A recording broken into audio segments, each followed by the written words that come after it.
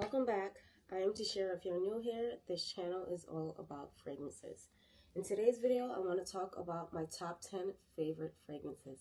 So about 2 weeks ago, I posted a reel of my top 10 favorites, but I just want to go into more depth about those fragrances. And I based my top 10 off of, if I finish this fragrance, would I repurchase it?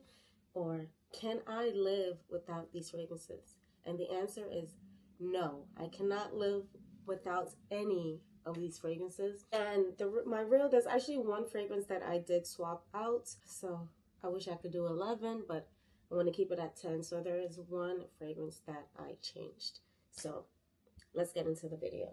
Coming in, and I picked them from number 10 to 1. So it's in this specific order. So coming in at number 10 is Parfums de Valaya. This is the original. I do love the exclusive, and I plan to add it to my collection, but the OG is like that girl. Like, I loved this one at first sniff. This is the first Parfums de Marly fragrance that I actually fell in love with at first sniff. She's citrusy, she's aldehydic, she's slightly fruity, very musky, and she lasts forever. Even when I go anosmic to it, I still am getting compliments from people. It's very aldehydic in the top, so you have to like or love aldehydes, I should say, because yes, the aldehydes are aldehyding. So I'm gonna read the notes for you all. In the top notes, it's aldehydes, white peach, bergamot, mandarin orange, and in the middle, it's orange blossom, petalia, lily of the valley, nymphiol, vetiver, and mahonia. And then the base notes is musk, ambroxan, acagalwood, and vanilla. So yes, this was also created by my favorite perfumer. I say it time and time again, Quentin Biche. And yes, his signature, like, I think he created this note called acagalwood. So that's in a lot of his recent creations. And I know a lot of people hate that note. I personally love it. And it's what gives his fragrances like this longevity. It's like a synthetic woody note. This is beautiful. It's a definite compliment getter. So it's funny seeing how many people say they hate this fragrance. I think most people hate the fragrance like on a tester strip, but when they actually smell it on other people, they really do enjoy it. I get compliments from people young and old. Everyone loves this. I think it's a universal compliment getter. And yeah, when I finish this, it will definitely be replaced. I absolutely love this fragrance. Yeah. So number 10, Valaya. Coming in at number 9 is Marc Antoine Barrois. This one is Tilia. This one is hard to explain. I always say that. But something about it is very crisp and fresh, but it smells fruity at the same time and woody and floral, but it's not a usual floral. It's not like, I can't say it's a white floral. It's not a purple floral. It's actually yellow florals. So that's why it's unusual. I'm not used to yellow florals in fragrances. In the top, it's lime, linden blossom, jasmine sambac, and broom. In the middle, heliotrope, vetiver, and orange blossom. In the base, amber fix, and Georgie wood. So a lot of synthetic notes. Well, 2 synthetic notes. You have to enjoy ambroxan because this is heavy on the ambroxan and the Georgie wood. The yellow florals, I'm not used to lime or linden blossom or broom. I'm not sure what broom is. Haven't heard of that before. Let's look it up, see what. Broom is a sweet yellow floral with honey and pollen nuances. Yeah, I do get that. So I don't really have any other yellow floral scents in my collection, so I guess this is why this is very unique to me, because I find this scent to be very unique. Hard to describe how it smells. This is also one that is polarizing like Valaya. I seem to gravitate towards polarizing scents. I don't know why, I just do. But those are the ones that I usually fall in love with. Not because I'm trying to be different, but because, I don't know, it's just what my nose likes. And this one is a definite compliment getter. Every single time I've worn this fragrance, I have gotten a compliment from it. And this one being like a fresh floral scent, I would say that the longevity for this is superb.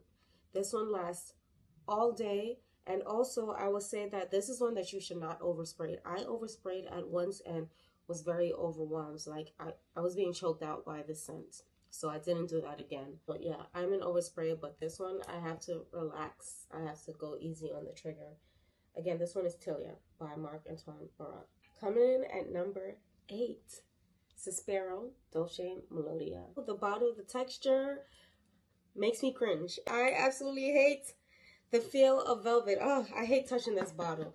But thankfully, the newer bottles does not have this fabric on it. I'm thinking I should probably sell this and purchase the newer one because I cannot stand the feel of velvet. It makes my skin crawl. The notes for this one, in the top, mandarin orange, saffron. In the middle, pear, blackcurrant, gardenia, jasmine, and rose. And then the base notes, vanilla, white musk, and sandalwood. I'm holding this bottle very awkwardly because I don't want to touch the velvet. But this one is the most beautiful citrus scent I have ever smelled. I feel like it's a very feminine citrus scent. The vanilla is very light. This one, the amber. Look at me, scared to hold the bottle. The amber in here is done so beautifully. I love amber notes and fragrances. It just adds this nice, warm, sexy, alluring touch to fragrances. That is how I perceive amber and fragrances. This is beautiful. It's airy. It's sweet. It's citrusy. But when I say citrusy, normally citrusy scents tend to lean fresh. This isn't a fresh citrus. This is a warm, sexy, alluring citrus scent. It's very unique when it comes to the note of citrus. And I think this is beautiful. It's beautifully blended. This is my favorite Sospiro fragrance, and it was love at first sniff. I purchased a 5 ml decant, and immediately I had to order a bottle, and that's what I did, and it was on back order. I got it like a month later, but I was so happy to have this in my collection. I absolutely adore this scent, and I never want to be without it. Again, this one is Sospiro by this one is Dolce Melodia by Sospiro. Next, coming in at number 6, Xerjoff La Capitale. This one is, I say, an aphrodisiac in a bottle. It's so sexy and femme fatale and alluring. It's kind of sophisticated to me. Wow. This is beautiful. It's strawberry. It's caramel. It has a note of leather. And initially, if you acquire this fragrance, you open it up and you spray it, the leather will be very strong. But as this fragrance sits and macerates, the leather just tones down and it just blends so beautifully. It adds that nice, sexy allure to this fragrance. And that's what really pulls me in. I think if this didn't have the note of leather, I wouldn't be so drawn to the scent. It would just be another sweet, fruity scent. But that just makes this scent so unique to me. It's beautiful. It's so sexy. I find myself reaching for this fragrance a lot just to get a whiff from the bottle. Sometimes that's just all that I need. And I don't think this is like a signature scent because I reserve this one for like date nights, going out when I'm gonna feel sexy. I can't imagine wearing this to work. I don't feel like this is office friendly or office safe. So yeah, I never want to be without this scent. It will always be in my collection.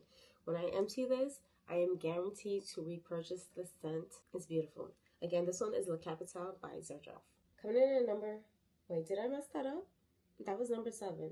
I think I messed that up. Coming in at number 6 is Dama Bianca by Casamorati. This is a beautiful, elegant citrus vanilla, but the citrus in here is more of lime and bergamot. It's beautiful. This feels classy. It feels regal. This, for me, gives Bridgerton, princess, royal vibes. If Princess Diana was alive, I can imagine this one being her signature scent. This just screams royalty. It's beautiful. I never want to be without this scent. This was a blind buy that was a love at first sniff. This is one of my successful blind buys. I should do a video on my successful blind buys. I did blind buy fails. I should do successful blind buys. Stay tuned for that one in the future. But yeah, beautiful. I absolutely love this fragrance. And initially I found that this one had poor longevity, but after having this bottle for about a year, I feel like the longevity has gotten better. I wore this to work a few weeks ago and it lasts throughout the entire workday, but I also should say that I did overspray because I wanted it to last. It's beautiful. Again, this one is Dama Bianca by Casamorati. Coming in my top five. Top five, top five, top five. Okay, number five, this is the one that I swapped out from my real. So originally I had Blanche Bette, which is my honorable mention. That would be like number 11 now. I swapped this Blanche Bette out for Diptyque La Papier.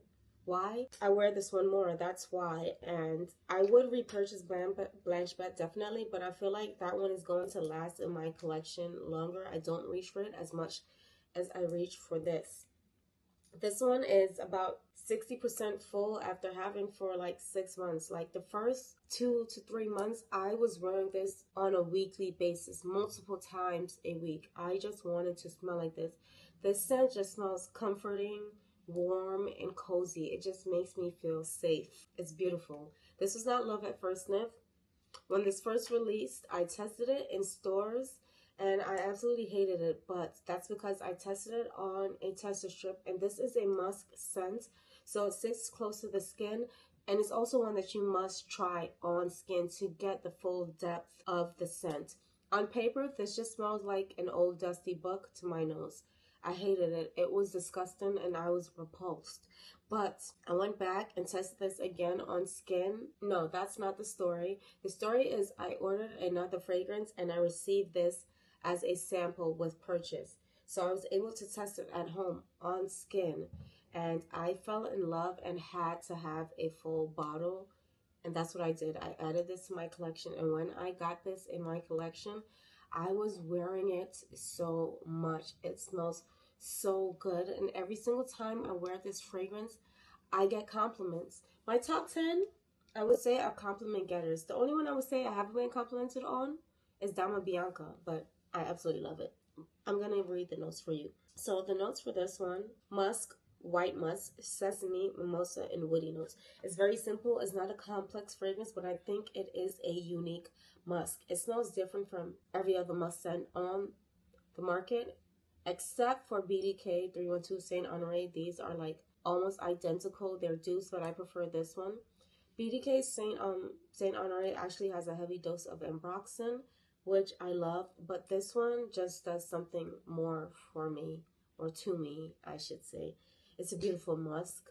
Must have if you're a musk lover. Get your nose on this. It's beautiful. Again, this one is La Papier by Diptyque. Coming in at number 4 is Initio Musk Therapy. This was a love at first sniff. Tested this at Bergdorf Goodman's, and I had to have it in my collection, but the price was very steep. I believe this retails at $370. So I waited until I could get this on a deep discount, and I got it for about $100 off. I would say I paid about $250 for this. It's beautiful. And this one is another one that is a compliment getter. Some people say that this has poor longevity. I agree. It's kind of moderate. We'll say 3 to 4 hours, and then you have to refresh if you want to keep the scent going. And this is one that I do carry with me when I wear it. This scent is so cozy and comforting to me. I don't mind refreshing the scent. It does something to my mood. It's very uplifting. This one is citrusy and fruity. It has a note of blackcurrant, and then it has that beautiful white musk. This is a beautiful musk, one of the best musk scents on the market. It's beautiful, and I can't live without it. So yes, it made it to my top 10 because guess what? When I enter this bottle, I am definitely repurchasing. Next up is Byredo Mojave Ghost. This used to be in my top 2, but unfortunately it might have been knocked out of the spot by another fragrance. But this one, definitely top 3, and it's number 3. It's beautiful. This one is near and dear to my heart. It's very sentimental. It's nostalgic. It's beautiful. It's a violet fragrance. Byredo is my favorite fragrance house. No one does violet like Byredo, and they nails it with this one. It's musky. It's fresh. The violet is powdery, but not like a old-fashioned powdery or a mature powdery scent. This smells kind of youthful to me, and it's very sexy and mysterious and alluring at the same time. This used to be like my go-to date night scent. Whenever I was going on a date, I reached for this fragrance. I never wore this fragrance in the daytime. It was very special and reserved for dates for me. Now I reach for it in the daytime. I feel like I can wear this any time of day now. It's actually my scent of the day today. I love this one and I never want to be without it. So for that reason, it made it to my top 10 at number 3. Again, this one is Byredo, Mojave Ghost. Coming in at number 2, like this was a battle. It was hard. But okay, I decided to put this one at number 2. And this one is the Labo Another 13, another beautiful musk fragrance. My top 5 are all like, for the most part, musk. I love musk. It's my favorite scent profile. Your skin but better, musk, fresh, cozy, calm, warm, clean girl. That's my vibe. That's my scent profile. And that's what this gives. I think this could be number 1 though. But I put it at number 2. This one is beautiful. I'm almost done. I've had this for less than a year. Maybe it's been a year now. I'm not sure. But I got it sometime last year. I think it's been a year now. I want to say that. Y'all, this is beautiful. I know a lot of people are nose blind to this scent. I was too. But I kept trying and trying because I just wanted to see what it was that I was missing. And one day it hit. And from that day, I've never been nose blind to the scent, which is weird because I tested this at least 5 times and was nose blind to it. But I was testing it in store. So that was the difference. And I ended up blind buying this to test it at home. And I fell in love. I never looked back. And I never want to be without it. Okay? This one is always going to be in my collection. It's beautiful. It's a slightly fruity, musky scent. It has a note of pear. This one is also very alluring. It's intoxicating. It's sexy. It's a head turner. It definitely is. It's beautiful. This is one that can be worn all year long. This isn't reserved for a specific season. It's good in the winter. It's good in the summer. It's good in the spring. It's good in the fall. It's good in the daytime. It's good at nighttime. It's perfect for the office. It's perfect for a date. This is an all occasion scent. And it's beautiful. And for that reason, this will always be in my collection. I never, ever want to be without this. I pray that they make this for as long as I am here on this earth, because it will always be in my collection. And coming in at number 1, y'all love to hate her. Y'all sure love to hate this one, but I don't care what anyone says. I love it. It was love at first sniff, and it will always be in my collection. And that is Maison Francis Kurkdijan Baccarat Rouge 540. I said it. This is my dent, which is not surprising because I've had this for 5 years. I've been hoarding it. Why? Because when I finish it, I'm going to have to replace it. And, you know, I want to add something else to my collection, but I told myself, girl, just go ahead and finish it up and get the bigger bottle. So that's what I'm going to do. Next time around, I'm getting the bigger bottle. I absolutely love this fragrance. It's beautiful. It's sweet. It's airy. It's alluring. I love an alluring scent. I like a scent that gives this mysterious vibe. Like, who is she? But I know that this doesn't give that vibe anymore because it's so popular. And I feel like that's the only reason why it's hated. Because dentist office, come on now. What does a dentist office even smell like? I'm someone who regularly goes to the dentist. If you can see the teeth, yeah. I take my teeth very serious. So yes, I go to the dentist. But I've never gone to a dentist office and thought, oh, I hate the smell. I don't know what a dentist office smells like. And I see a lot of people say that this smells like a dentist office. What is that smell? Someone, if you feel that way about this fragrance, can you, in the comments, please let me know. Describe what a dentist office smells like, because I find that description for this scent very strange. I've been trying to figure it out. What does that smell like? Because for me, what I'm smelling is something sweet and airy and alluring. This scent is, if it was a word, the word I would give this, one word to describe this scent, ethereal. That is what I get from this scent. It's very sexy. It smells like wealth. that is what I get from, like, the first time I smelled this scent, I fell in love and I immediately purchased it. I purchased it in stores. It wasn't a blind buy. But what this just gave to me was nothing I had ever experienced before. I had never smelled anything like this. Like, I was blown away, and it opened a window for me. This is what got me into niche fragrances. This scent here, it's beautiful. I can't understand how people could hate this. But I'm my own person. I typically don't gravitate towards things that other people gravitate towards.